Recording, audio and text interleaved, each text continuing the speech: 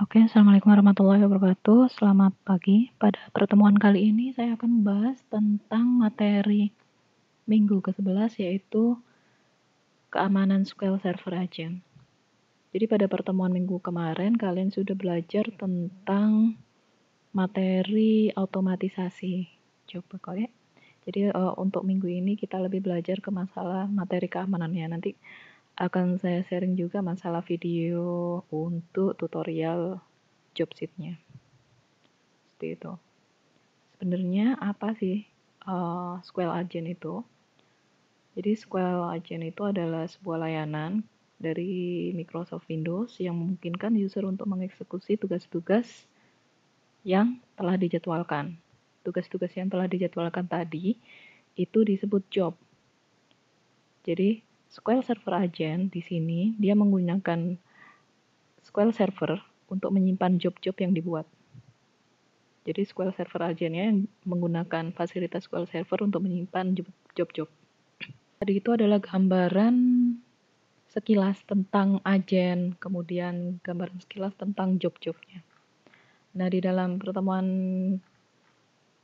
minggu kali ini, topik-topik yang akan dibahas yaitu memahami keamanan SQL Server Agent, kemudian membuat dan mengatur kredensial. Nanti akan dijelaskan masalah kredensial itu apa.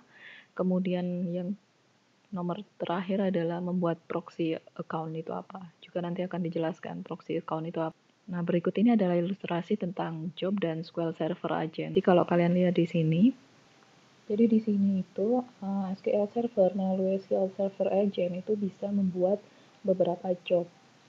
Membuat banyak job yang digunakan untuk mengatur atau membuat tas-tas tertentu. Jadi untuk mengatur, membuat perintah-perintah tertentu, misalkan masalah replikasi, kemudian masalah backup yang terschedule, kemudian membuat SSIS paket dan lain-lainnya. Jadi di situ kita di sini kalau kalian perhatikan di gambar yang ini dia menggunakan T-SQL. Jadi SQL Server Agent itu memanfaatkan SQL Server atau SQL Server dia bisa membuat job-job seperti ini melalui SQL Server Agent.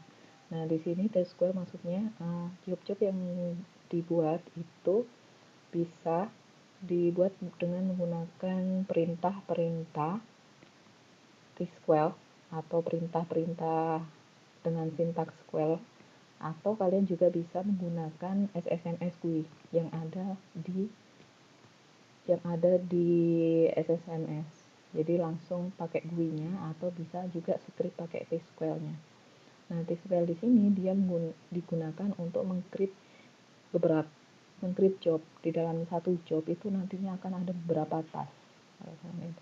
Jadi dia bisa digunakan untuk mengcreate beberapa job di dalam satu siklus tertentu. Nah, di dalam satu job itu bisa mengandung satu atau lebih step.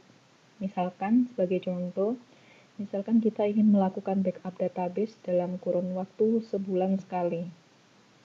Jadi kita dapat membuat job untuk mengotomatisasi tugas tersebut. Jadi misalkan jadwal dari backup database tersebut adalah setiap tanggal 1, maka jika terjadi kesalahan dapat memberitahu kita untuk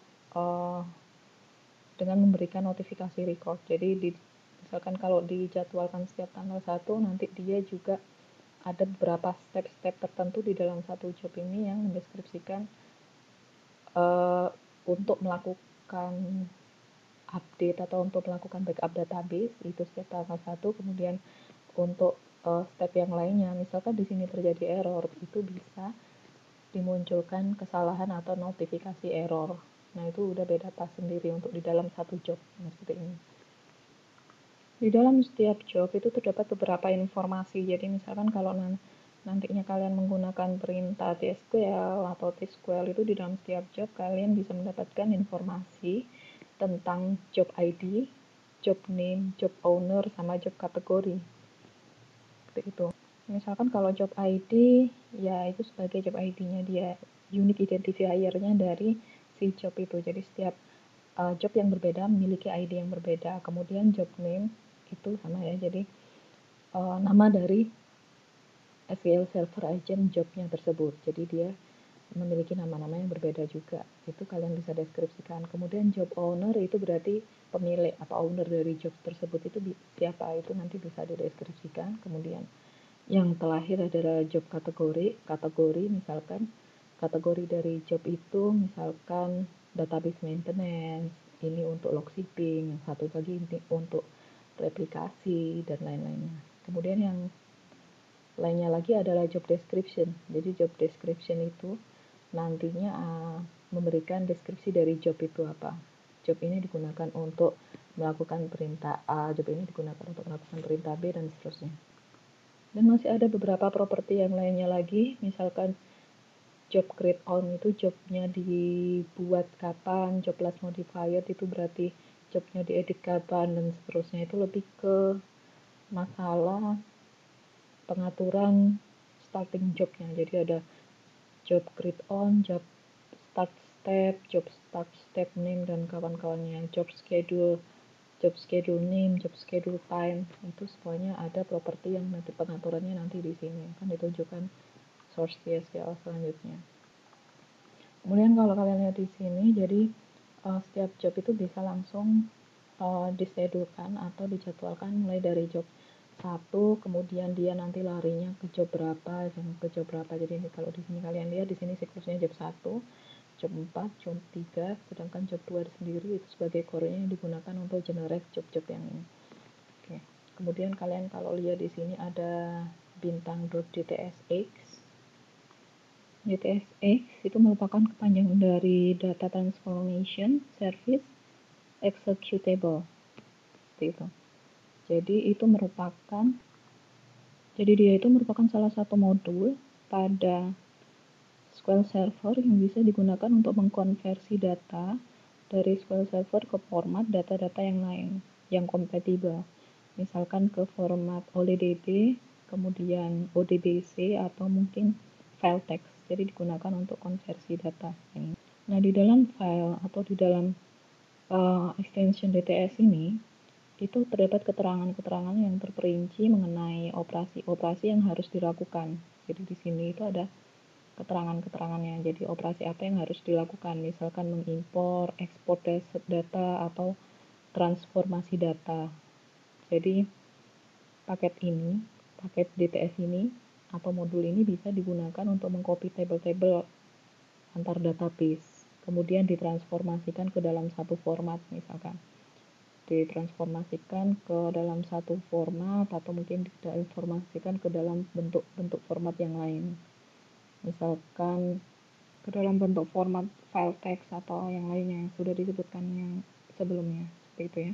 Kemudian pada bagian pertama akan dipelajari tentang memahami keamanan SQL Server Agent.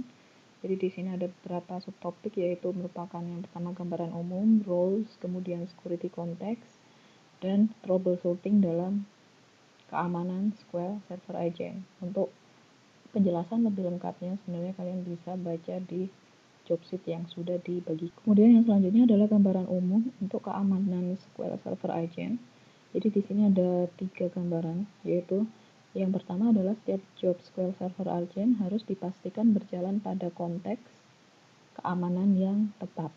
Seperti yang kita tahu, keamanan data atau data sekuritas di dalam suatu pengolahan basis data seperti ini merupakan hal yang sangat penting. Jadi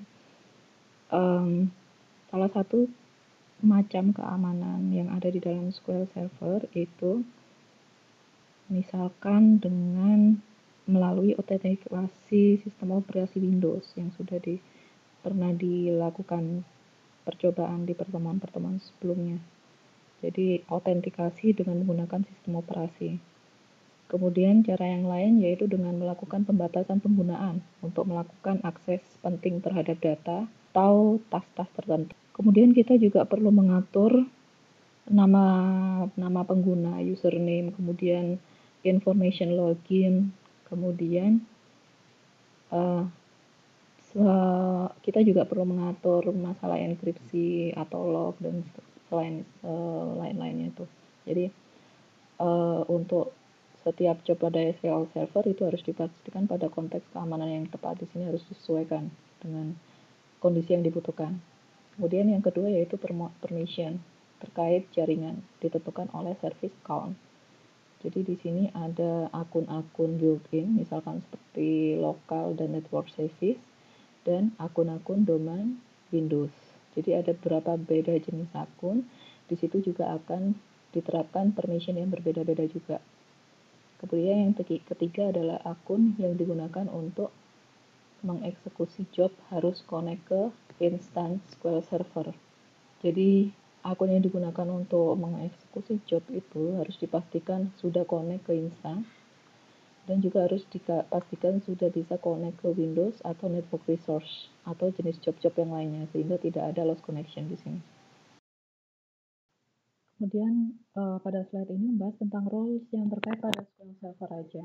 Jadi di sini ada role fixnya yaitu role sysadmin, dia yang bisa mengelola SQL Server aja. Jadi seperti yang sudah diketahui di dalam SQL Server Agent itu ada beberapa fix server role. Jadi ada beberapa level server. Yang paling tinggi itu adalah sysadmin. Jadi di situ dia bisa untuk role sysadmin sendiri dia bisa melakukan semua aktivitas yang ada di dalam server. Jadi itu yang paling tinggi atau bisa disebut juga dengan super admin. Kemudian role yang lainnya sebenarnya adalah ada server admin, kemudian ada security admin, kemudian ada role process admin, setup admin, kemudian role public, role DB creator, yang semua masing-masing role itu memiliki fungsi yang berbeda-beda. Akan tetapi jika menurut tingkatan hierarki, role yang paling tinggi atau yang bisa melakukan semua operasi di dalam server, khususnya pada SQL Server, itu adalah role sysadmin. Kemudian pada bagian ini, seperti yang sudah disebutkan tadi, banyak sekali role-role yang ada atau yang bisa diatur di dalam SQL Server.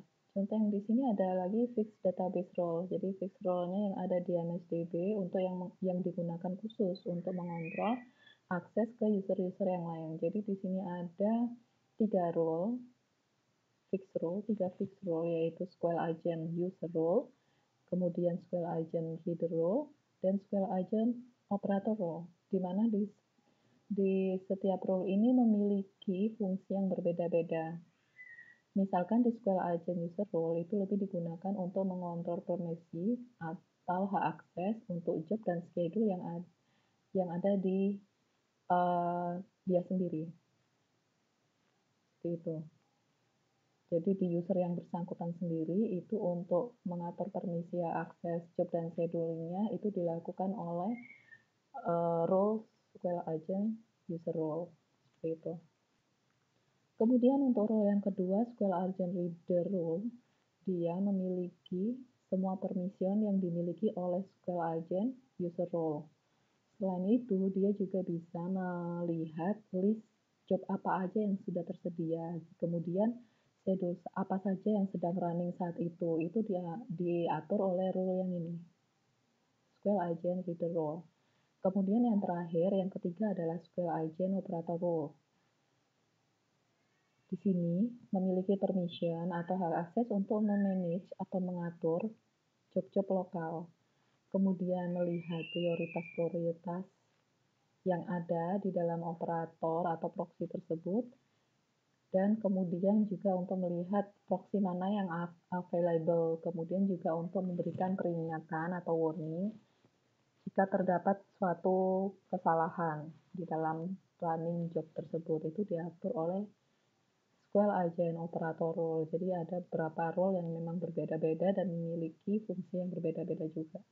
Kemudian untuk yang slide selanjutnya ini akan membahas tentang security context pada step di job SQL Server Agent. Gitu.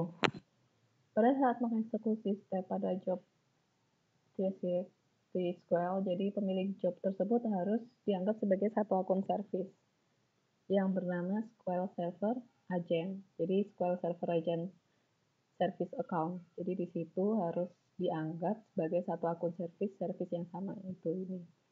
Kemudian jika pemilik Jika user yang masuk ke dalam role sistem admin sudah masuk dalam role sistem admin, jadi kalau user tersebut sudah diberi role ini, sistem admin, dia juga bisa mengatur kepemilikan suatu job ke user yang lain. Jadi kalau user yang bersangkutan sudah memiliki role ini, dia bisa mendistribusikan atau mengatur kepemilikan job-job itu ke user-user yang lain. Kemudian untuk setting seperti ini akan dibahas pada penjelasan job sheet ya. Jadi ini bagaimana cara menyeting security konteksnya di job-job SQL Server Agent. Kemudian di situ juga ada fungsi untuk menangani masalah atau jika terjadi troubleshooting. Setiap agen ada beberapa fungsi agen yang digunakan untuk menangani itu. Bisa memberikan notifikasi atau bisa juga memberikan peringatan-peringatan dan atau melakukan job-job yang lain yang digunakan untuk meresolve masalah tersebut. Jadi saat ada masalah, saat mengeksekusi job SQL Server Agent, itu mereka perlu memeriksa apakah job itu sudah berjalan, apakah dia sudah running, ataukah dia memastikan dia harus sudah berjalan. Jadi pertama kali dicek dia berjalan atau enggak. Takutnya dia stop atau delay gitu. Kemudian apakah ada akun yang menjalankan job. Jadi di situ ada jobnya, akan tetapi apakah job itu sudah di-assign pada akun-akun agen. Itu akan dicek. Jadi akun-akun yang bertugasnya ada SQL Server Agent Service akun atau SQL User untuk job yang bersejenis TSQL seperti ini. Kemudian dicek lagi untuk yang ketiga, apakah permission-nya itu sudah diberikan. Jadi misalkan yang ini sudah beres, jobnya udah berjalan, oh ya running. Kemudian akunnya job itu apakah sudah di-assign pada suatu akun tertentu atau suatu agen tertentu. Misalkan sudah, berarti yang step yang terakhir kita perlu mengecek apakah permission-nya itu sudah di-set dengan betul. Apakah permission yang diperlukan itu sudah diberikan. Kemudian tahapan yang selanjutnya adalah memeriksa ulang task yang dikerjakan di job tersebut. Task-tasknya itu apakah ada yang error atau tidak. Jadi di dalam, seperti yang diketahui, dalam satu job itu nanti bisa terdiri dari beberapa task. Kemudian setelah itu bisa juga melalui review job step history. Jadi di situ ada lognya untuk setiap job. Oke. Kemudian untuk slide yang ini merupakan interface atau tampilan gimana caranya untuk mereview job step history-nya. Di sini ada, kalau dilihat di sini ada tanda-tanda yang silang. Nah, di sini seperti yang bisa kalian lihat di situ message-nya adalah permission-nya ditolak. Jadi permission-nya ditolak untuk merun job tersebut karena role yang digunakan untuk job tersebut itu belum menggunakan role sysadmin. Jadi job tersebut, job yang di-assign itu tidak bisa berjalan karena dia memenuhi salah satu yang di slide sebelumnya tadi yang sudah disebutkan. Jadi apakah role-nya sudah sysadmin, kemudian apakah permission-nya sudah betul dan kawan-kawannya, dia memenuhi salah satu persyaratan itu, jadi jobnya error. Gitu ya. Kemudian tahapan kedua, yaitu bagian kedua topik dari materi ini, yaitu membuat dan mengatur kredensial.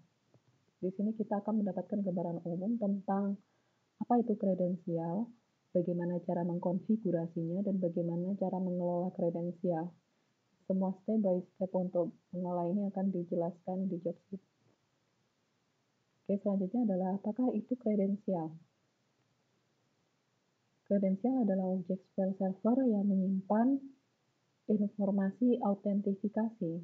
Dia dibutuhkan untuk mengakses resource eksternal, kemudian passwordnya dienkripsi menggunakan master key, dan lain-lain. Jadi kalau disimpulkan, di sini kredensial itu adalah suatu record yang digunakan untuk menyimpan informasi-informasi untuk autentikasi yang digunakan untuk mengkoneksikan resource di dalam SQL Server. Jadi di situ ada username-nya, ada password-nya. Jadi di dalam setiap kredensial, mostly itu terdapat Windows username dan Windows password. Kita bisa membuat atau kita bisa meng-create kredensial itu melalui Graphic User Interface yang ada di SSME.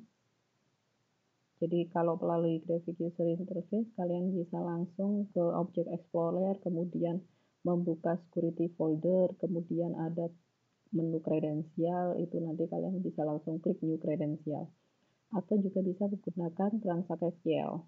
Jadi ada source tertentu yang digunakan untuk meng-create kredensial.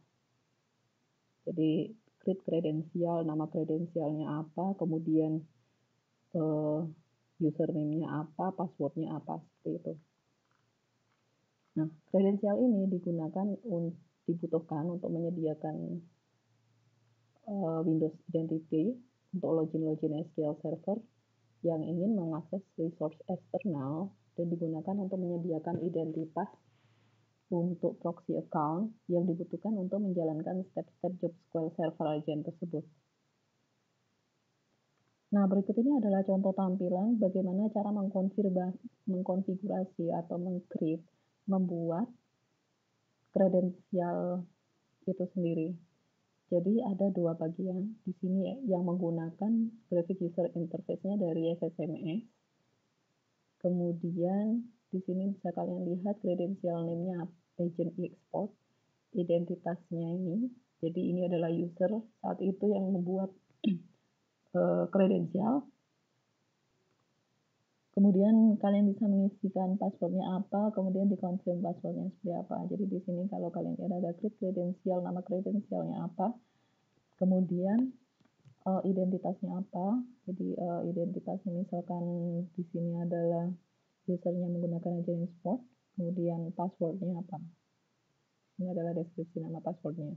Ini bisa dicobakan di SQL Server nantinya. Nah, kemudian untuk mengelola kredensial itu sendiri, jadi di sini bisa menggunakan CSQL. Untuk mengolahnya, kalian bisa mengubah atau menghapusnya. Seperti yang source atau sintaks-sintaks SQL pada umumnya, kalau kita ingin mengubah sesuatu, kita menggunakan perintah alter, dan jika ingin menghapus, kita menggunakan perintah drop. Jadi, kalau kita ingin menampilkan, saya ingin menampilkan kredensial saya, sistem atau informasi kredensial yang ada di sistem saat ini, kalian bisa menggunakan select. Kemudian tabel yang diakses adalah sys kredensial di sini. Nah, jika ingin mengubah, kalian bisa menggunakan alter di sini. Kalian set lagi identitasnya apa, kemudian passwordnya apa. Atau jika ingin mendrop atau menghapus kredensial yang ada, kalian bisa menggunakan perintah drop. Kemudian topik yang ketiga adalah proxy account. Di sini akan dibahas tentang gambaran umum proxy account seperti apa, kemudian bagaimana caranya bekerja dengan built-in proxy account, dan yang terakhir adalah mengelola proxy account. Jadi seperti penjelasan yang ada di sini, yaitu proxy account memberikan SQL Server Agent akses ke kredensial keamanan pada Microsoft Windows. Kemudian proxy account dapat dibuat dengan menggunakan GUI, sama seperti kredensial yang tadi, atau dengan menjalankan prosedur. Di situ ada prosedur yang bisa dijalankan untuk meran proxy account, yaitu dbosp add proxy. Jadi prosedur tersebut ada pada database system MSDB. Nah, untuk bisa menggunakan proxy account itu sendiri, itu harus menjadi anggota role sysadmin terlebih dahulu. Kemudian jangan lupa untuk mengset permission-nya. Jadi permission-nya itu harus ada permission SQL login atau role MSDB server, seperti itu. Nah, di situ ada beberapa limitation atau restriction bagaimana kita bisa membuat proxy account terlebih dahulu. Jadi sebelum kita bisa membuat proxy account, kita harus meng-create kredensial dulu sebelum proxy account, itu harus wajib. Kemudian, hanya member dari sysadmin itu yang bisa memiliki permission untuk meng-create atau memodifikasi atau mendelete dari proses proxy account itu sendiri. Jadi misalkan user yang di luar role dari sysadmin, mereka tidak bisa melakukan manajerial dari proxy account. Nah, untuk membuat proxy account kita bisa menggunakan GUI. Jadi misalkan kalau kalian menggunakan SSMS, kalian bisa run ke Object Explorer, kemudian kalian bisa mengklik SQL Server Agent, kemudian di situ ada menu pilihan proxy dan kemudian ada new proxy dan bisa melakukan isian. Setelahnya nantinya akan muncul tampilan source seperti ini.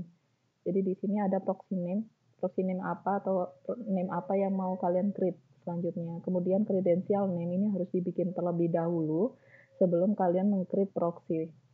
Nah, kemudian description bisa kalian kasih description apa yang merupakan berisi penjelasan dari fungsi dari proxy account tersebut yang sudah dibuat. Kemudian kalau dilihat di sini ada active to the following subsystem. Jadi di sini untuk setiap proxy account itu nanti ada pilihan subsystem apa yang sesuai untuk dibuat untuk setiap proxy yang ini. Jadi di sini ada beberapa pilihan, misalkan active case, kemudian operating system, replication atau replication. Jadi kalian bisa centang salah satu yang ada di sini atau dicentang beberapa. Nah, berikut ini adalah slide tentang bagaimana caranya bekerja dengan built-in proxy account. Jadi setiap proxy itu selalu dibuat untuk digunakan secara khusus, untuk dapat digunakan secara khusus dalam suatu subsistem SQL server tertentu, seperti yang telah disebutkan atau diilustrasikan pada slide yang sebelumnya. Di sini ada subsistem dan di setiap subsistem itu ada beberapa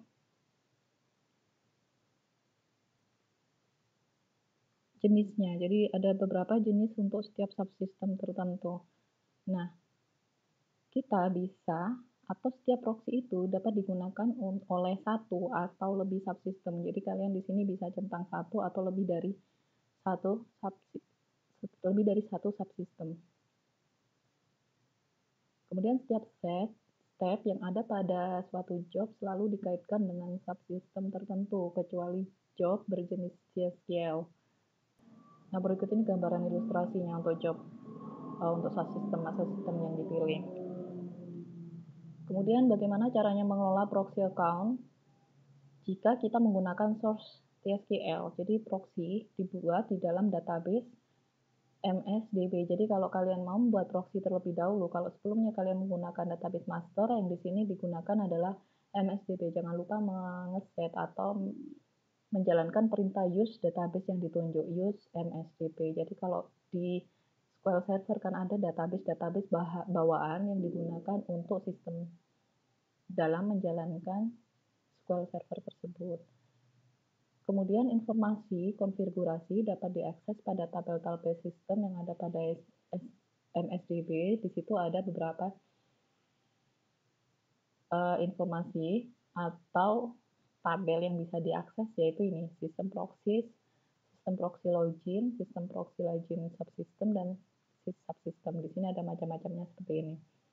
Nah, berikut ini adalah contoh untuk menselect nama dari proxy, kemudian kredensial nama dari proxy tersebut, kemudian deskripsi dari proxy yang diselect dari tabel sysproxies dan tabel kredensial. Nah, ini nanti bisa dicobakan untuk menselect. Jadi proxy ini informasi namanya apa, kemudian kredensial namanya apa, description dari proxy itu apa. Oke, sekian untuk tutorial atau untuk pembelajaran mata kuliah kali ini. Untuk video selanjutnya akan dijelaskan masalah job sheet kalian. Terima kasih. Wassalamualaikum warahmatullahi wabarakatuh.